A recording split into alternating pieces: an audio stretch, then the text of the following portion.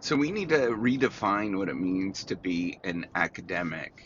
And, this is a really big thing. I think that there's actually some real movements that are going on around the world where people are restless, or that there's not only the credibility crisis, there's also people that are very acutely aware of this, both in the public eye with the scientific crisis that have happened in multiple major universities, um, and as well as, I think, like academics, there's many academics that are ready for some sort of change. They're ready for something to happen.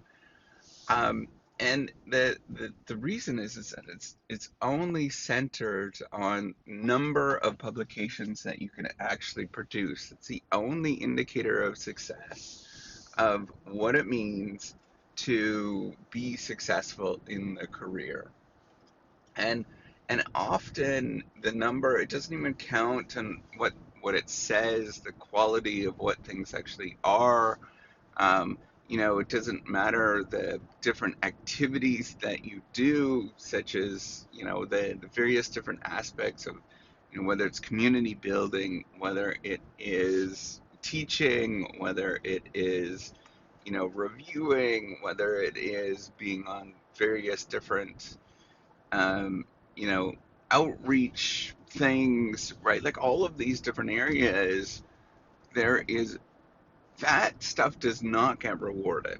And it doesn't get rewarded in the academic market, right? So it's not necessarily, it might get rewarded at individual institutions, but the currency, the only thing that matters, that will get you to move from place to place, that will open up doors, is your publications, the number of publications that you actually have.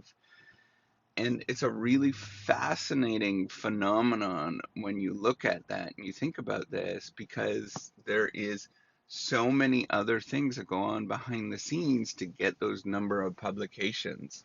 And we are acutely aware of them: network effects, um, the sort of publishing circles, the various different things that are both completely legitimate, and completely illegitimate. There's two sides of that. There's, you know, um, based on what are called Matthew effects, the rich get richer sort of phenomenon that happen within things where you build on top of resources.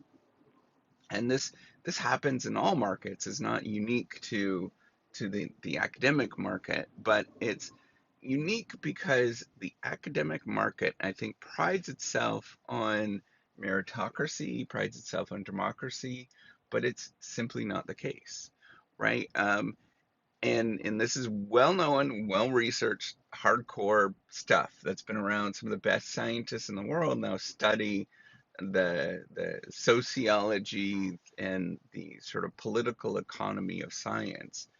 Um, and the evidence is very strong at this moment. There are these things that are going on. So, people are looking at this and they're saying, we need to redefine it. One way is, and I've seen, a number of different treaties, and I'm highly supportive of them, to judge people simply on their qualitative merit, which is a lot like, the irony is that's a lot more like industry, um, unless you're in sales. But most of industry judges you on qualitative ability. But even in, so it's interesting. I'm aware of somebody that, had a very tough time in the academic research game. Very tough time. And I'm aware that recently that they're a top salesperson, which is ironic.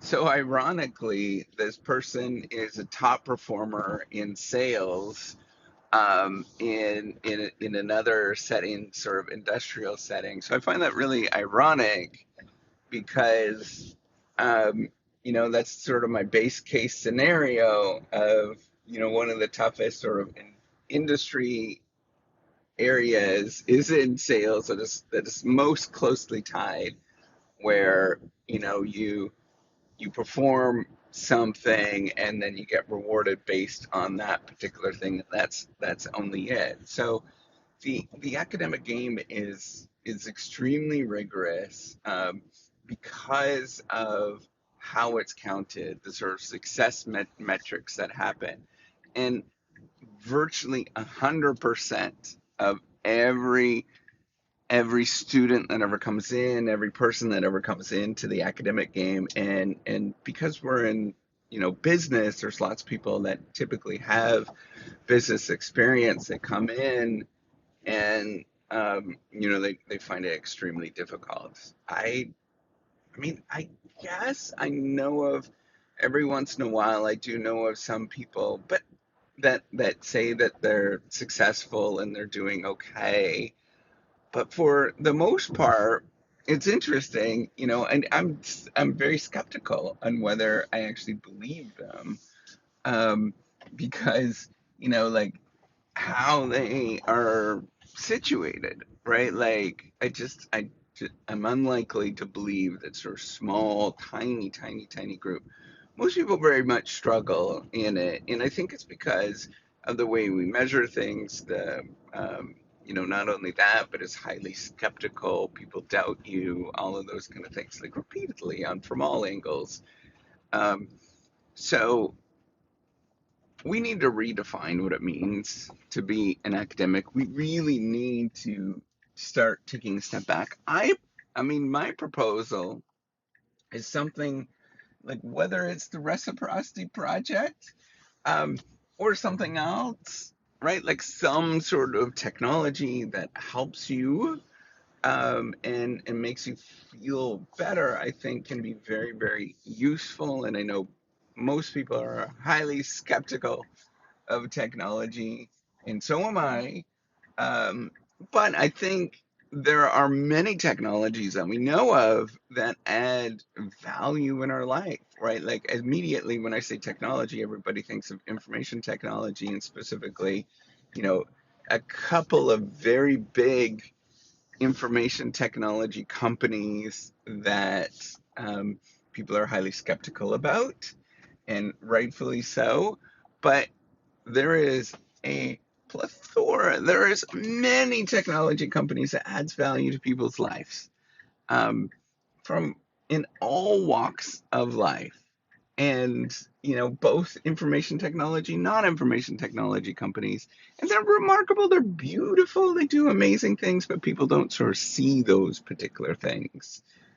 And I think we could do something similar. I think the intent, the idea of doing things, the making sure people feel good about it. I mean, I can think of a dozen technologies that my kids use that are friggin' amazing.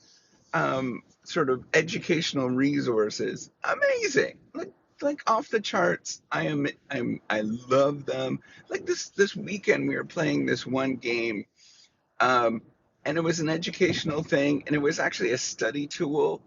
But my kids we were having a hoot. It was awesome.